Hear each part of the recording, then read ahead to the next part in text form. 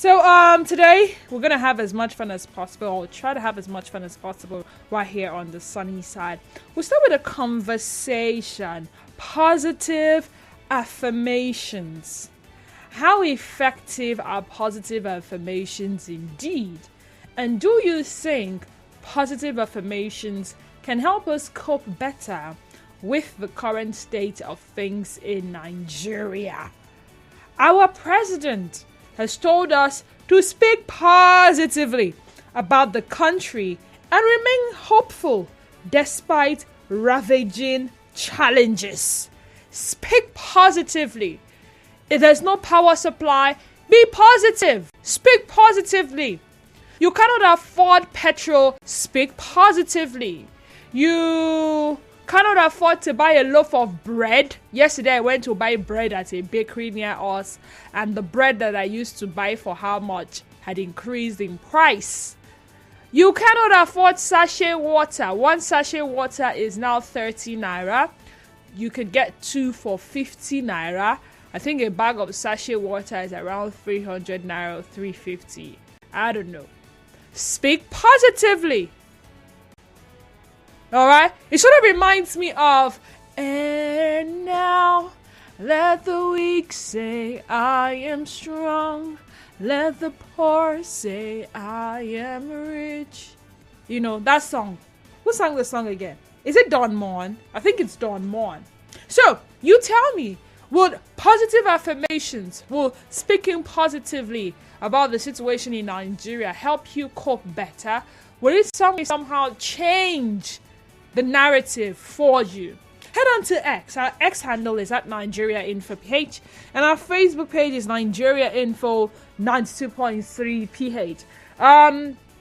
WhatsApp and Telegram number for your WhatsApp and Telegram messages is 0809 030 6416 0809 030 6416. Are you into business and sales or offer any sort of service? Looking to connect with the public and potential clients? Then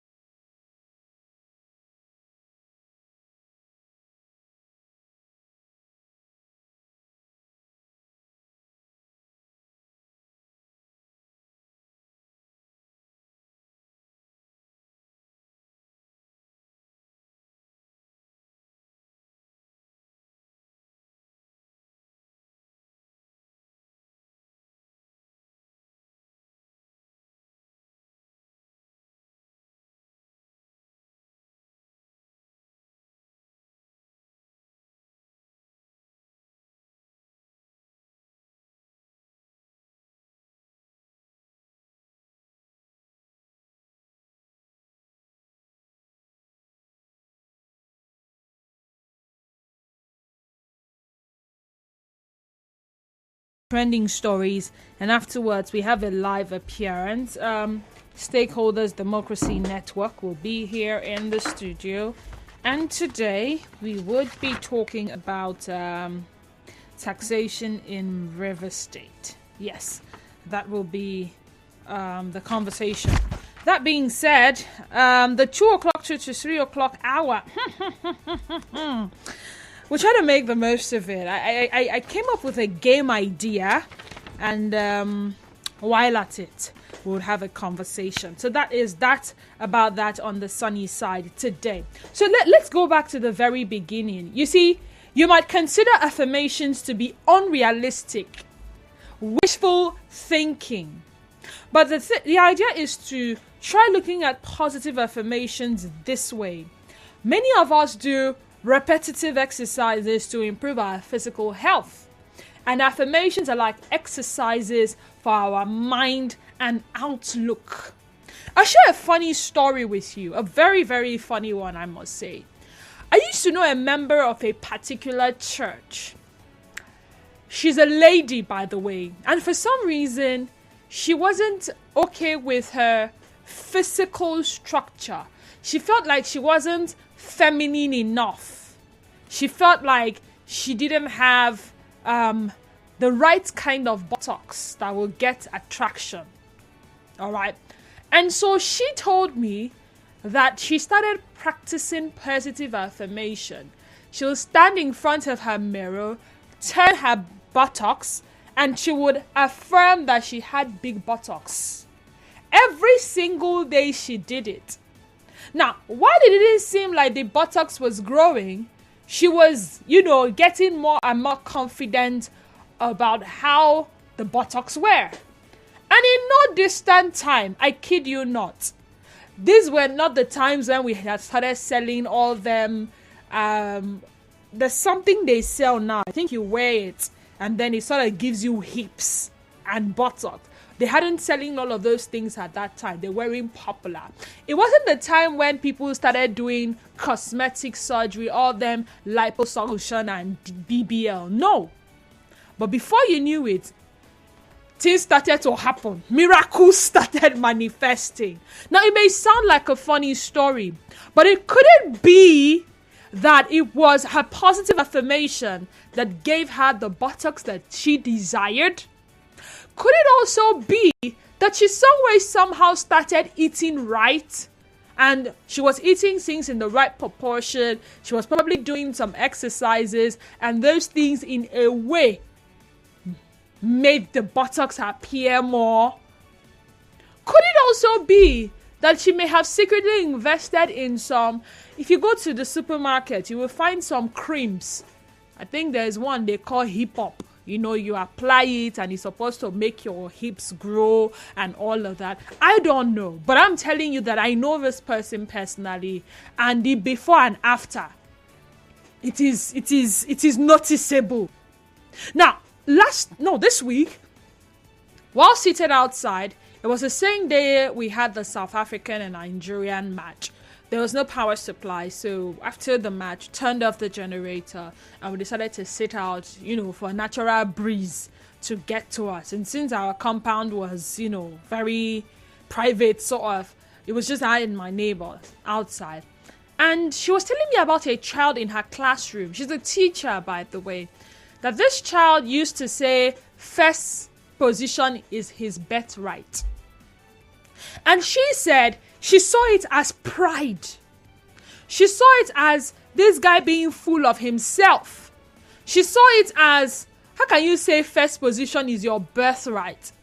So are you saying the other children in your class, they can't have first position as the birthright? And to be honest, the boy is always coming first in class. But the lady was not impressed because she said at some point she had to shush him and tell him that who told you that first position is your birthright? I mean, you're not even first in mathematics, you're not first in English. Because you take first, you just feel like first position is your birthright and all. And I said, okay, I understand why you sounded the way you sounded to this child. But I will tell you my experience growing up in a Christian home. The positive affirmation thing didn't start today for some of us. It was something that some of us were used to. In fact, the church I will call my foundation church. When you are sick, you don't say you are sick. You say, I'm very strong. What's wrong with you? I'm very strong. When you are broke, you don't say you are broke. You say, I'm very rich. When you are down, you don't say you are down. You say, I'm very, very up. We keep saying things like I'm the head, I'm not the tail, I'm above, I'm not beneath, I'm the first and not the last. And what if it is that same mentality? It's just like we say healing is our birthright. What if it's that same mentality that has been imbibed into this child? Maybe this child goes to such a church, is part of the children's class, because that was where it started for me. And that is what they had told him. And so that is the affirmation he keeps affirming. And he's always taking first. She said, but the thing is entering his head. And I said, the truth of the matter is, I'm not here to make a case for this boy. But I can see me in this boy. Because once upon a time in my life, and even till date, I still did this. And in fact, it only brought to realization the fact that some of the things I had affirmed when I was younger in front of my mirror have actually come to reality. But maybe, just maybe, I did not remember to go back and check and be sure that what I was doing was actually working. But a vast majority of them did work. But then, this is reality now. And not everybody had that kind of foundation as some of us did. And I tried to make this conversation not about a particular religion. But you see, positive affirmations is not limited to any religion. Even an atheist can choose to affirm things positively. Even a traditionalist can choose to affirm things positively. Even a Muslim can choose to affirm things positively. Hence, we're having this conversation. Beyond the affirmation, how effective are they? And going back to what our president has told us, he's encouraging us to speak positively about the country and remain hopeful despite ravaging challenges. He said this at the launch of over 3,000 housing units in the FCT. He also directed the mandatory recitation of the national pledge and the national anthem at every official and public engagement. The president's comments comes amid several issues facing the country, including economic hardship, inflation, and rising cases of kidnapping for ransom, amongst others. Remember, this is the first president's public appearance after returning from a 2-week visit to Paris. So, we're speaking positively about, what's it called now? Economic hardship. Make it impossible for you to experience economic hardship. We're speaking positively about inflation. Make it difficult for you to experience inflation. Or maybe you wouldn't experience inflation because you always have the money to do the things that you need to do. How about rising cases of kidnapping for ransom? Can telling yourself that I will never be kidnapped, or kidnapping is not my portion, or this country is not faced with an issue of kidnapping, make it impossible for you to become a victim of kidnap? Let's talk. 0817 923 0002 0817 923 0003. The magic number, a smart number, that is 070 0923 0923. Again, 070 0923 0923. Send us a message on WhatsApp and Telegram. The WhatsApp and Telegram number remains 0809 030 6416. We're live on WhatsApp. I beg your pardon, on X and Facebook. Our X handle is at Nigeria Info PH. And I don't agree that positive for a miracle to not happen, or affirm to it that some days that things will just grow from there. So I would rather prefer to go to hospital and fix it. So me, positive affirmation does not work. Thank you. Okay, for him, positive affirmation does not work. He has open teeth.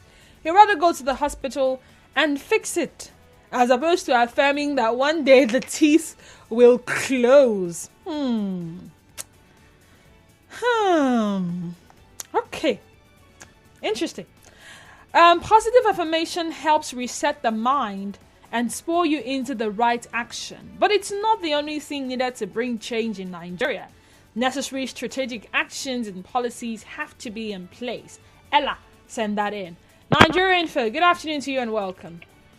Yeah, Mr. Zion, good afternoon to you. Mr. Zion, good afternoon to you. Go ahead. If it is an environment where we are educated enough for democracy, by now I'll be talking about the impeachment of the president for such a comment. Well, how is this an impeachable offense, for heaven's sake? In a developed clime where the people reason, there are things you don't do or say as a public figure. The mere fact that you are saying that you should be speaking affirmatively on power supply, jobs, and so on, that is to show that you can't do the job. So why are you there? Why are you occupying space, subjecting Nigerians to unnecessary pain? Those the testaments you give, especially that child that said that first is my birthright. Look, that boy they read for night, oh. And he go play with every child during the day. Make noise more than them during the day. In the What happened? So sorry. Nigerian folk, good afternoon to you and welcome. Good afternoon, Dede. Good afternoon, welcome. Chinke Daniel Imogeto Saka. Chinke Daniels, you're welcome. Yes, my sister.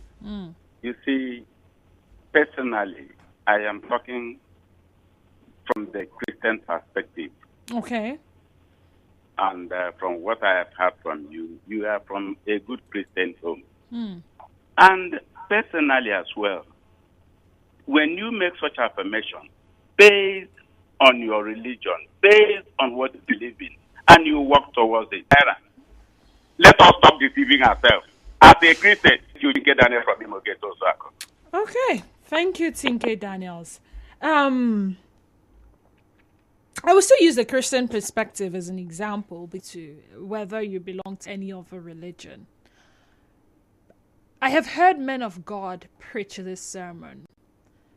We are in this world, yes, but we are not of this world. As a matter of fact, we are ambassadors in this world. It only means that we are ambassadors of heaven here on earth. And they try to create the analogy of how an ambassador of... give me a country now. Okay. An ambassador of which country now? Okay, let's say an ambassador of South Africa is not affected by whatever is happening in Nigeria. Because he's not of this Nigeria, whatever. So that is how they encourage children of God to not see whatever is happening in Nigeria. They should know that they are not of what is happening in Nigeria. They are from the South Africa. I don't know if you get what I'm saying. That is the mentality that they have imbibed in these Christians. And to a large extent, you see the Christian folks receiving it, claiming it, saying amen. So even if a cup of rice that used to be sold for $2.50 is being sold for $3.50, the Christian will not be affected. What that simply means is that last, the money to buy the rice will show up. They are not saying that if you go and buy the rice, they will say, oh, because you're a Christian and you are not of this world, for you, we will sell it at $2.50. I don't think it happens anywhere. But it just talks about how things around you it will not affect you. And people are claiming it and saying, this is my year. I'm making money this year. Inflation will not affect me this year. Subsidy removal will not affect me this year. My business is flourishing this year. I will not be sick this year. I will not go to a hospital this year. Everything is working for me this year. And everybody is shouting, amen. How is it actually useless? And tell us that when you affirm these things, when you hold on to the yearly declaration, I mean, I can remember some of them. I know one of them is more than enough. So you are declaring that this year, 2024, I have more than it. You're driving, you're up. Does it exactly work? Is it effective? Is it something that can sort of help us cope with the present reality of things in Nigeria? So while we know the reality, we are not affected.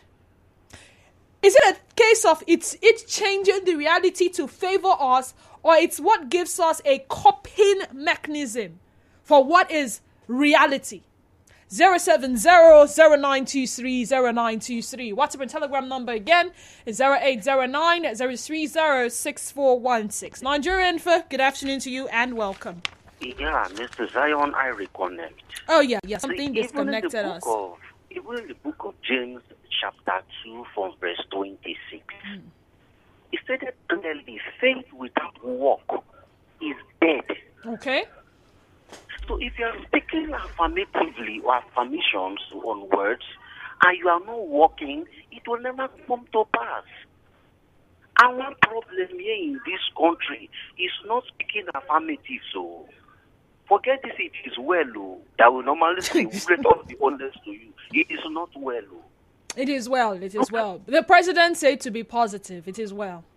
That is why I told you that on a normal condition, on a normal climb, this is a comment that you should not repeat again. I'm telling you the truth. Okay. You are the one in charge. You have the power to draw across chronologically all the aspects that determines to grow your economy. You are not doing anything. You are saying you should speak on faith. It should be affirmative. On what ground? When people are dying, there is hunger, no job, you are not doing anything. Let's be saying it is well. Even the Bible said that, look, there was arrow and bow on their back while they are building the walls. What did I tell you? Even the Bible does not ask you to speak and go and sleep. It says a little slumber, poverty will come. Is it not so? And why is encouraging us to be lazy? Why, Mr. That is why I told you, on a normal condition, if you are educated enough for democracy. All right, then. Thank you, Mr. Zion. Nigerian Fur, good afternoon to you. Welcome to the sunny side. Hello, Denise. Good afternoon. Hi, good afternoon. How you doing? I'm good. Thank you. This is Muriel. Mira, you're welcome. Hi, Zokrika. Thank you. Denise, I want to permit me to talk this your topic as Nigeria economic versus the religion. Now, Denise, our preachers have become motivational speakers, honestly. And they are sometimes the way they motivate us. I will not mention it to the secular motivational speakers that will tell you, go and walk, That's what they stand for, the secular ones, the normal ones. They will tell you, do it, you can do it, go and do this, go and do that, don't sit at a place, go and get it done. That's what mostly they are telling us. But unlike religious teachers, they will tell you, it will come to you. You will receive an alert without working. Just leave your phone on. You will receive an alert that you did not bargain for. What you are not expecting, at all will come to you. They will, in fact, be reversed. They will tell you the opposite of what the other motivational speakers are telling. They want prophecy. They want